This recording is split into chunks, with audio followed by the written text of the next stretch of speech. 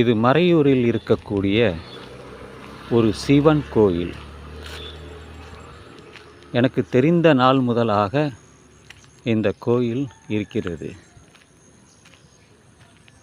யோனி லிங்கம், சிவலிங்கம் உள்ளே இருக்கும்.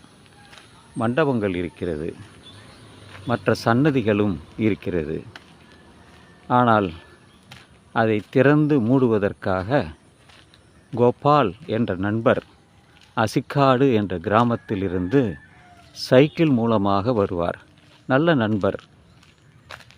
அங்கிருந்து வந்து கதவை திறந்து அதற்கு எந்த பூஜை புனக்காரங்களை செய்ய முடியுமோ அதையெல்லாம் அவர் செய்வார்.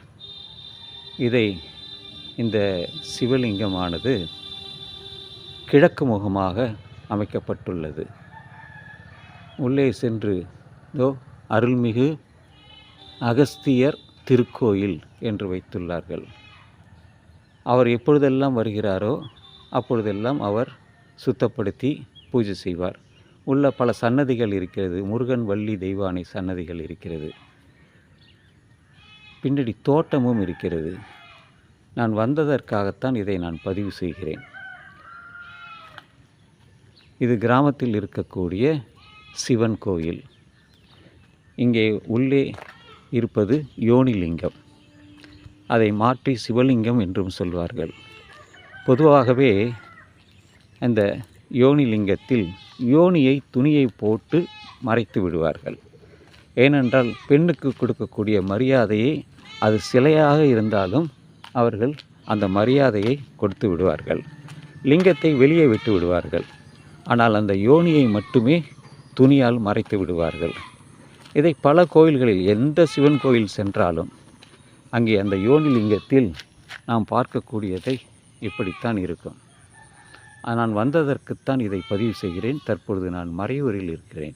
மயிலாடுதுறையிலிருந்து ஒரு 5 கிலோமீட்டர் தொலைவில் தான் மறையூர் கிராமம் இருக்கிறது. பலர் இங்கே வாழ்கின்றனர். பல தெருக்களும் இங்கே இருக்கிறது. பலதரப்பட்ட மக்களும் இங்கே வாழ்கின்றனர். நான் வந்ததற்காகத்தான். இந்த கிராமத்தில்தான் நான் வளர்ந்தேன். இங்கே இருக்கக்கூடிய கிராமத்து பள்ளிக்கூடத்தில்தான் படித்தேன். பிறகு இங்கிருந்து கூரை நாடு சென்றேன். முனிசிபல் ஹைஸ்கூலில் படித்தேன். ஏவிசி கல்லூரியில் பட்டப்படிப்பும் பெற்றேன். பிறகு சென்னைக்கு போய்விட்டேன். இன்று வரை சென்னையில்தான் 50 வருடத்திற்கு மேலாகவே நான் சென்னையில் வாழ்ந்து வருகிறேன். குடும்பம் கொடுத்ததுடன். என்னுடைய மனைவி மயிலாடுதுறை தான். அவர்கள் தற்பொழுது இல்லை. அவர்கள் என்னை விட்டு பிரிந்து போய்விட்டார்கள். ஆனால் அவர்களது குடும்பங்கள், சொந்தங்கள் சென்னையில் பல, மயிலாடுதுறையில் பல, கும்பகோணத்தில் பல, தஞ்சாவூரில் பல என்று பல இடங்களில் அவர்கள் இருக்கின்றார்கள். நினைவுகள் தான் எப்பொழுதும் வாழ்கின்றன. நினைவுகள் எப்பொழுதுமே வாழும். என் மனைவி உணாபாய் எப்பொழுதும் என் மனதில் வாழ்ந்து கொண்டே இருக்கிறார்.